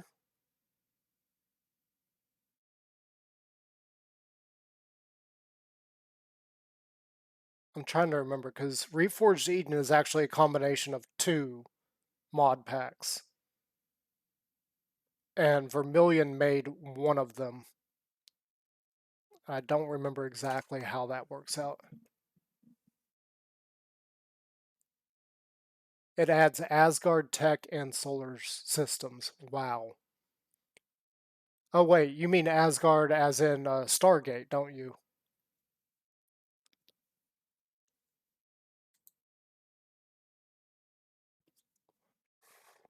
That would be interesting. Asgard technology? Well, either way you go with that. Asgard as in Asgardians, like Thor and Odin and all that, or, well, I mean, they're okay for anybody that is like screaming at me now when this is on YouTube. We got to try and explain it to people that don't know. So,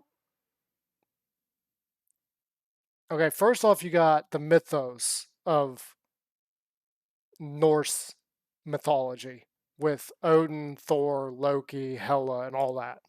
Um, and they are Asgardians.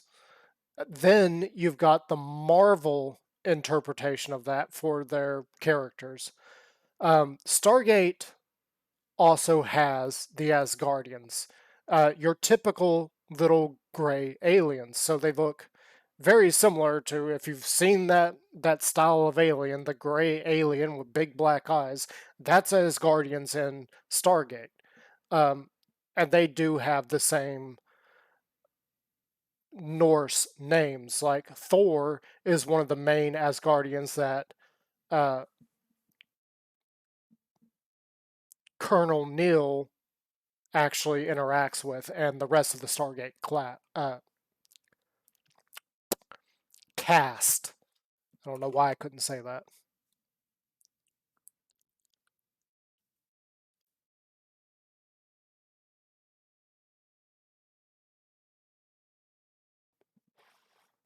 Oh, nice. I'll have to look into that. I didn't know that that's a thing. So, yes, for everybody else out there, we are. I'm just going to keep butchering your name. I am so sorry. Yul Sarge said it is based on Stargate, which is really cool. I would love to see that. I should probably at some point go find that. that is like Stargate is one of my favorite sci-fis out there. Kind of a shame that Stargate's been completely forgotten about. I really love that series. Though I've been trying to watch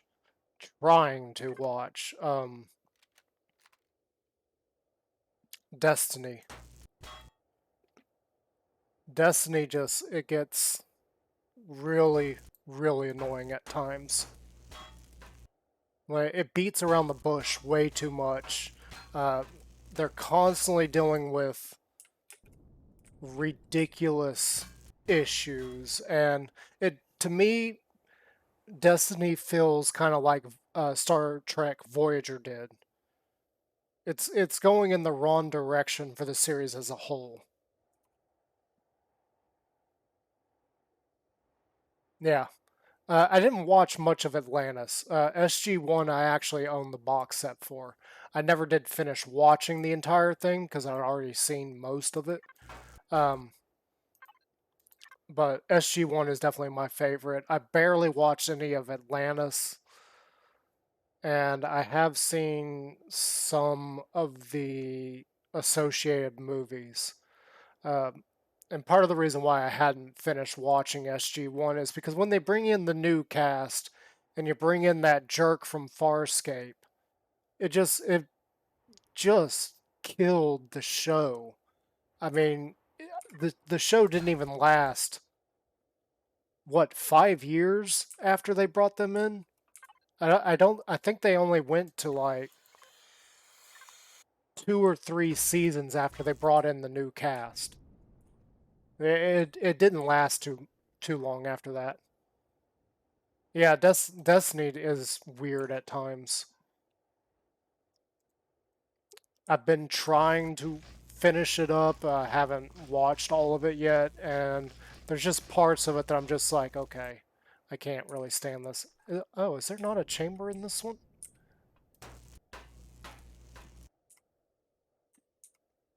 I don't think there's a chamber in this one.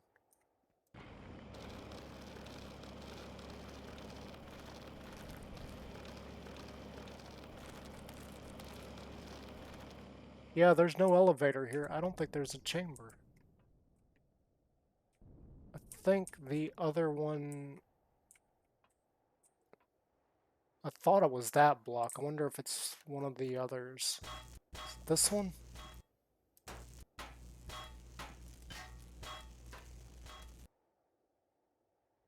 Yeah, this one doesn't have a buried chamber in it.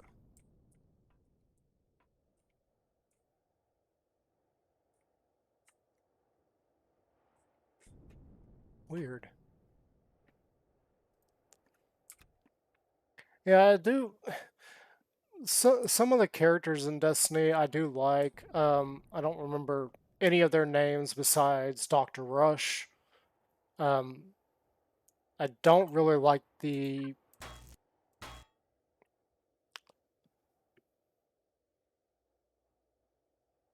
main guy, the kid, the gamer that figures out something for Dr. Rush. I really don't like that character at all. Um, that's one of those, like, as somebody that was formerly in the military, I don't. They wouldn't have brought him in and brought him somewhere top secret. They wouldn't have done that. That whole character just doesn't make sense to me. I mean, there's some aspects. It's like any.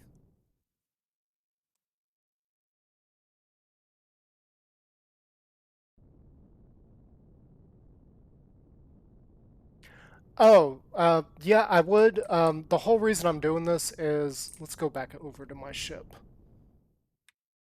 Where is my ship?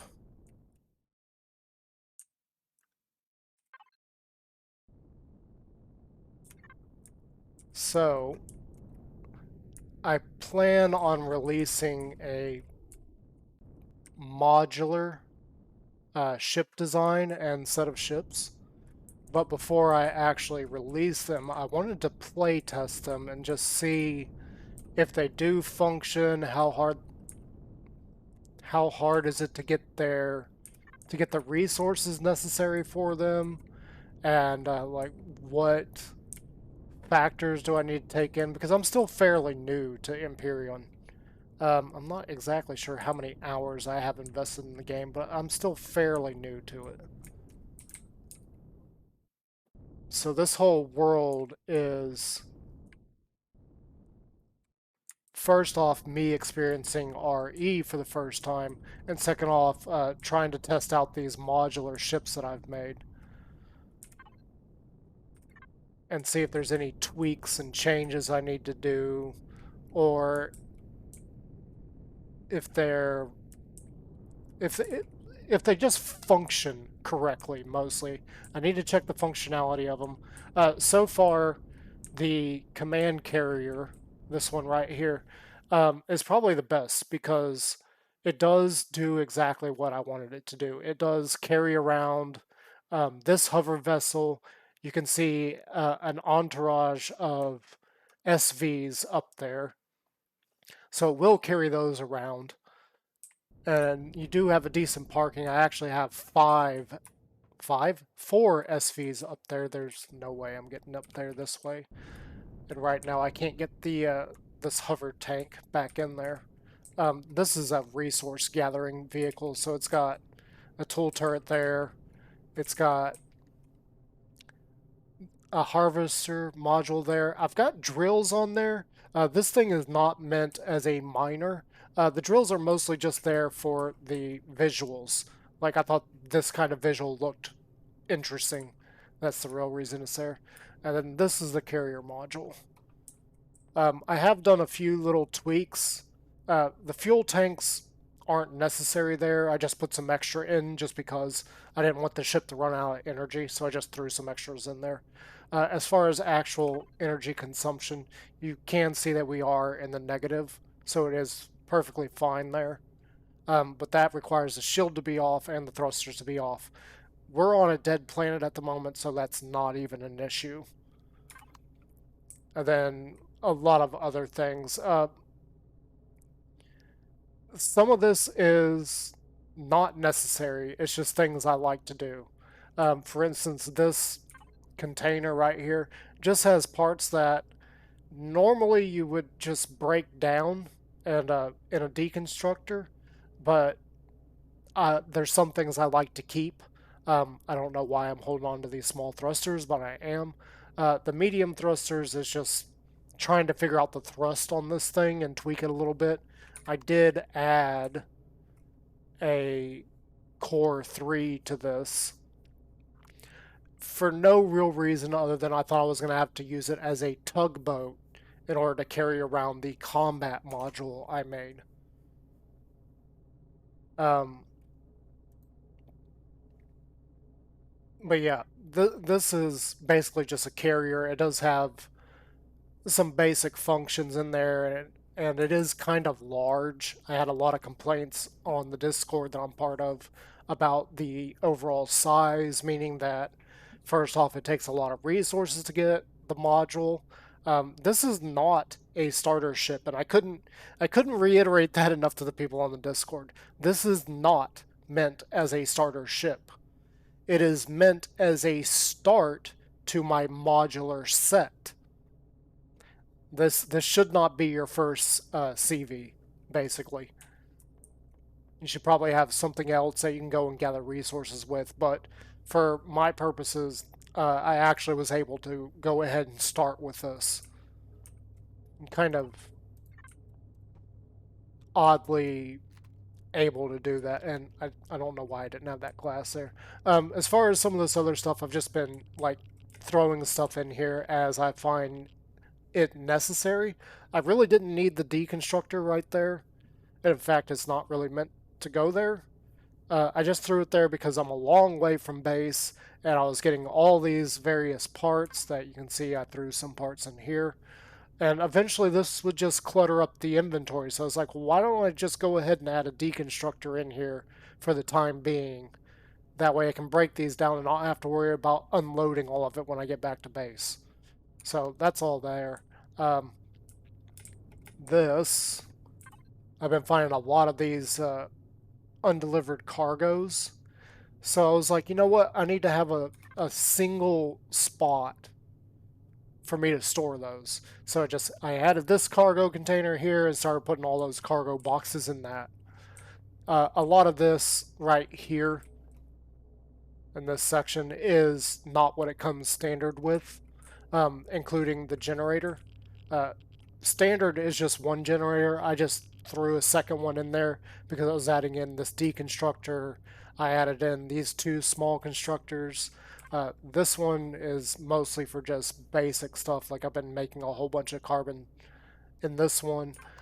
This green one here is my basic ammo maker. So you can see that we got the container here and it goes straight into the ammunition controller. So I can just come in here and make my ammo for the turrets. As far as this, that is for one of the SVs that's sitting up top.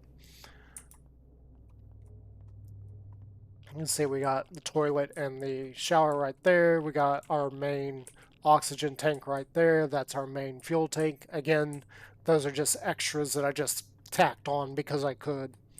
They're actually not meant to be there. Right, here's our pilot seat. You can see we got all of our healing equipment up here. We got our armor locker there, an O2 unit there. And let's just go ahead and go up top. Now with the command carrier, I have 1, 2, 3 miniguns on here for defense. Like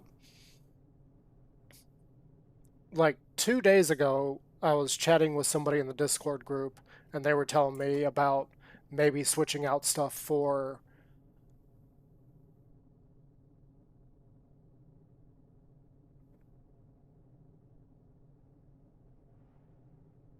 Yeah, this basic one here isn't really meant to carry a whole lot. It can carry some as far as like the actual thrust and everything.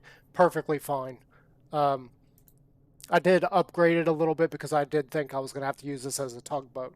But yeah, what I was saying, these miniguns here were meant for drone defense. However, after chatting a little bit, I've come to the realization that I could probably, for defense, I could probably just tack on some sentry guns and save CPU in that form. And then we could possibly have the deconstructor in there normally. Maybe. I don't remember exactly how much the deconstructor is. I hate that thing. It doesn't like me. I don't know how much this costs CPU-wise normally, but we could probably, if we changed out the miniguns for sentry guns, we could probably have this in here standard. Don't know. It's just a thought I've had. Again, this is all just me playtesting and seeing if there's any kind of tweaks or changes that I need to make to these. It does only start with one generator. The second one was in there for adding more thrusters because, again, I thought I was going to have to use this as a tugboat because I still hadn't worked out making a carrier that can carry just 2 modules. Eventually, the plan is to make a carrier that can have 6 modules. That is the eventual plan. I'm slowly building up to that and then working it out, seeing what works, what doesn't, and everything. But then I bring it over to this world and I play test it, make sure it's usable, make sure it functions the way it should. And so far, the carrier, this little carrier, just does its job beautifully without any changes. There are some changes that I could make, like the changing out the miniguns to sentry guns, but it doesn't need it. And over here we have the couple of SVs that I have here. This is a starter warp capable SV that I made. It's kind of based on the Mandalorian's in one, so you can kind of see this. The shaping of it is similar. It's not perfectly matched to that, but I was basing it on there. It's not supposed to be the N1. It's just based on the N1. It does have the problem that the reverse thrust There just isn't enough reverse thrust on this. I haven't actually used it in combat. It's not meant to be used in combat, except for like against drones. This is the which one is this? This is the tick. Uh, Standard, it only has 2 drills on it. I added these because I kept finding drills on dead planets. So I was just like, let's add some more, see if we can figure this out. You will notice it is a bit long. That is something a lot of people were saying I need to make it shorter and fatter, more like a cube so that I can move around inside of a deposit. Um, in my experience, that really isn't necessary. It does work a lot better, I will admit that right now, but it's not necessary. And this thing, with how I was envisioning how it would mine resources, does work. However, yeah, the issue with being able to turn and get out of the hole that you dig is a big issue. So I went on and I made the flea, which does conform a little bit better to what everybody would think of when they want a mining SV. And this thing does its job beautifully. Unfortunately, with it though, we don't have the CPU in this for a defense turret like what is on there. I'm sure if I expanded this out, made it a little bit bigger, got more extenders in there, we could have turrets on it, but that wasn't the goal. The goal with this, ironically, was not to make a miner. It just ended up being a miner. The goal was my creative world. I have a lot of ships out there, and I was going back and forth between things to try and look at stuff and recreate it. And I really felt like I needed a little ship to ferry me to and from everything instead of trying to just fly through space. Somebody was saying, why don't I just teleport? Uh, I don't want to. Simple as that. I wanted to make a little ship to practice building. So I made that, and then it ended up being a miner, and I've been using that. It works a heck of a lot better than the tick. This is my Corvette. So this is supposed to be a little combat SV. It'll handle drones. I need to actually remove these turrets and change them out because those are the wrong turrets. We're probably going to be better off just using miniguns on this. But yeah, it was meant for me to be able to fight. There is a planet here. This planet has a lot of resources on it. A lot of zirconium, a lot of gold, a lot of Arestrium. So that little fighter was meant to take on the defense towers. Well, it failed miserably. I mean, it failed absolutely miserably at taking on the defense towers.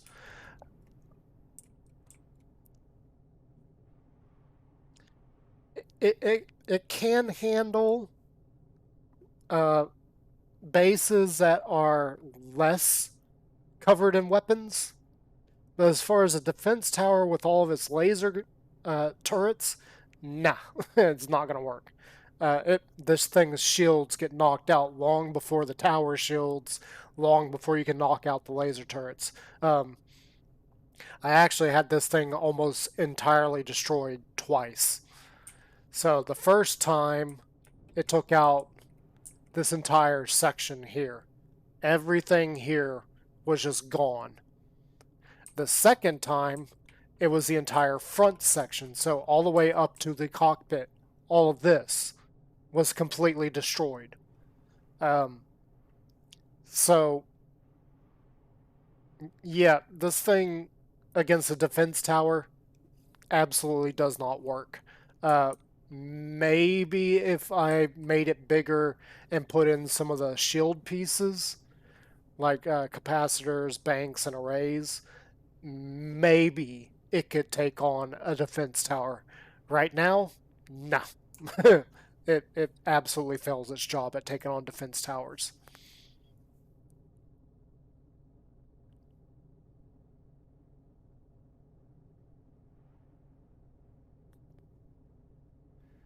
Yeah, I left those off for a reason. When I was making it in creative, I was trying to keep in mind like resources and when you get those resources. For instance, you'll notice that these both have mechanical drills on them. Well, that's because the laser drills require advanced kits, and I have not yet found a decent way to get advanced drill kits. I'm sure, like a seasoned player like yourself knows exactly where they got to go, exactly what they want to do. Um, so getting that kind of stuff is fairly common to you. To me, not so much. And considering that I did something stupid early on in this playthrough with testing all these vehicles, I can't really go and trade anything.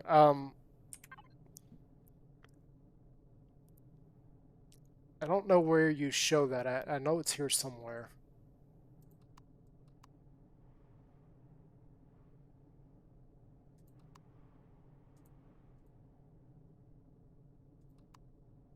Oh, I can never remember. But my reputation with Polaris is, um, let's just say I need to avoid Polaris.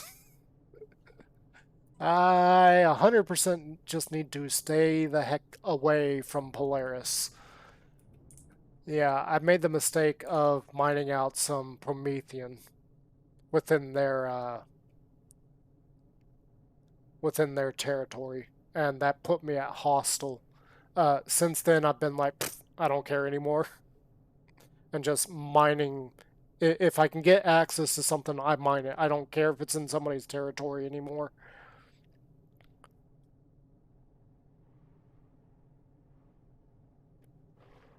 And even though it's not here right now, that is the whole reason why I made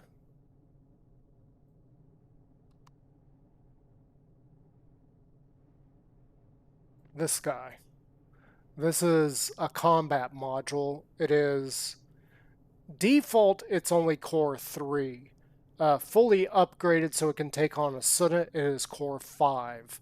Um, so I made this thing because I wanted to go kill pirates. And originally I was trying to make a single carrier ship, so one module can dock to it. And it was supposed to be a combat vessel. That's what I was originally doing. However, in the Discord, when I was showing it and asking questions and everything, they were like, that's too much. That is way too big for what you want it to be. So I restarted. That is known as the Deep Six. This is this guy. This version doesn't have all of its weapons on there. It's more or less just the frame. It doesn't have all of its thrusters.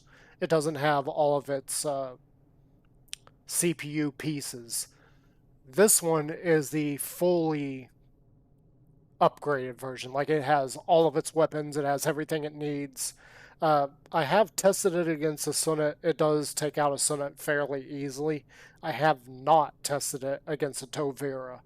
I think it might, once it's fully upgraded and has all the pieces in there, I think it might be able to take on a Tovera. I'm not 100% sure. And I'm really don't want to put that to the test. I do have another world where I combat test all the vehicles, so I have seen a little bit of what they're capable of. This guy, I didn't do in the combat world. I did it here, just because I had all these resources and I had resources that I could get to if I could get rid of the turrets. If I get rid of the defense towers, I'd be able to access all the Zirconium and Arestrium that I could ever use. Unfortunately, it did not work that way. But yeah, that's kind of where I'm at and what I'm doing, why I'm doing it. All of this is just to play test the vehicles that I've been making. pretty much all of this is about. Everything I've been doing.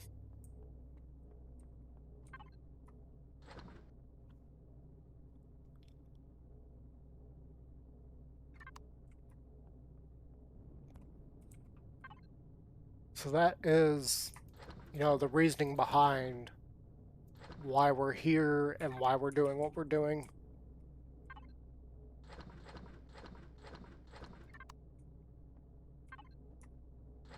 Oh, and hydroponics bays, or units. Originally, when I first started playing vanilla, I understand why people would leave these out of their builds. After the amount of time that I've spent inside of Reforged Eden, I actually stopped collecting these things. I have 271 of them. 271. I've already used, I don't know, close to 90, and I still have 270. I've stopped collecting these. I don't know why people leave them out of their builds now. These are so abundant.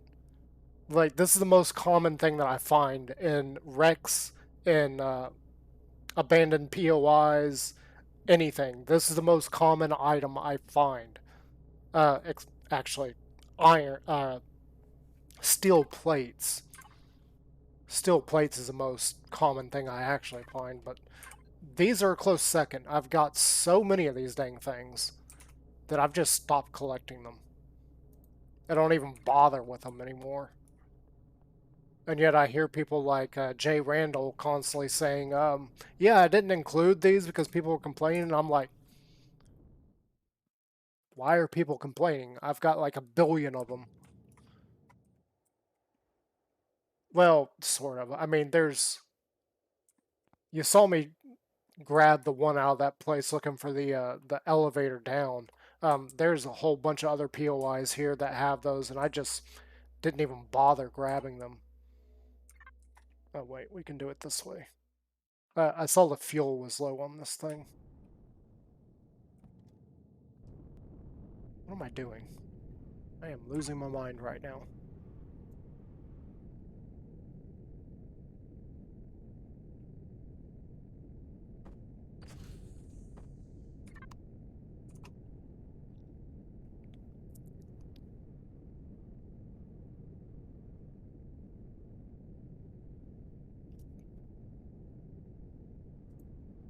But yeah, as far as using those bigger weapons, I worry about that when I've got a good feel for, resources and how easily they come. Speaking of which, I didn't actually look to see how much carbon we actually have made so far. Why am I looking there? So, 4 and a bit.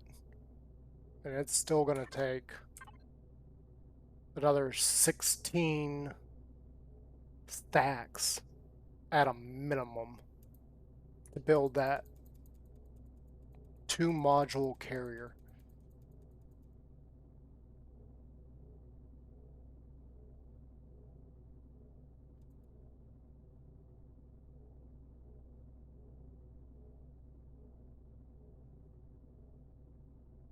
And I did collect stuff for about an hour, which is 30 minutes longer than they told me it would take to get that much carbon. So it's taken a heck of a lot longer. I know I stopped collecting carbon, or resources to make carbon, but the amount of time that I was told is different than what I'm actually seeing.